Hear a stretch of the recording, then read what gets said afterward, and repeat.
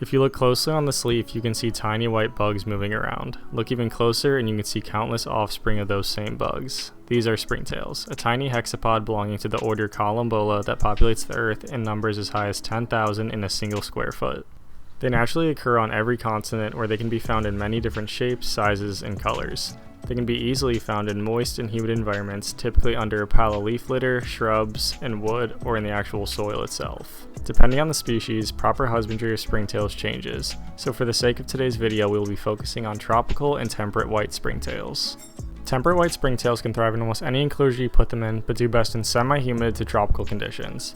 Tropical whites are also very flexible with their environmental conditions, but are best in high humidity enclosures.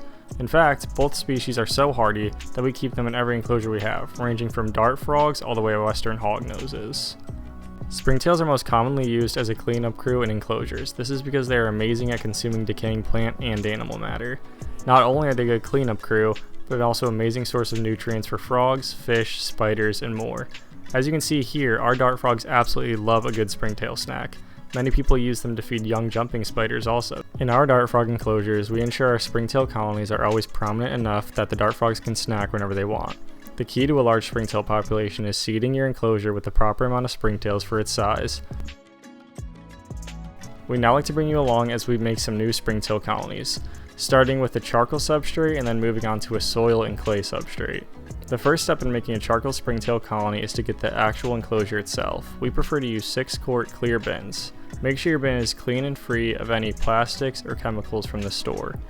We recommend pre-soaking your charcoal for a few minutes, as it is porous and will require more spraying for the first week if you do not.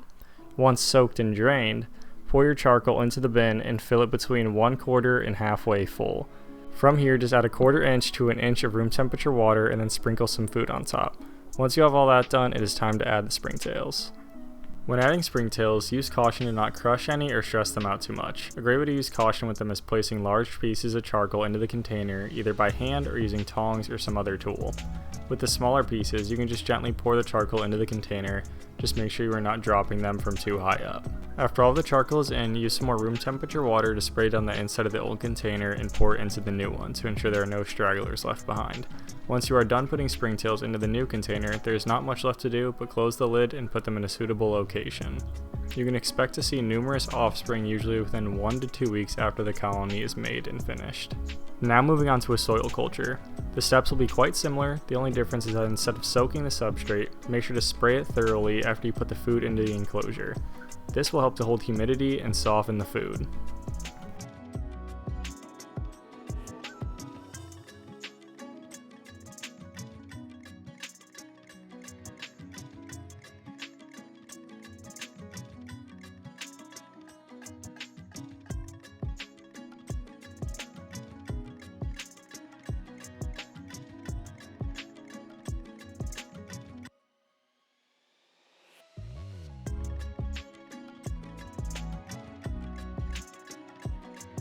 Now that your soil culture is made and ready to go, it's time to transfer the springtails.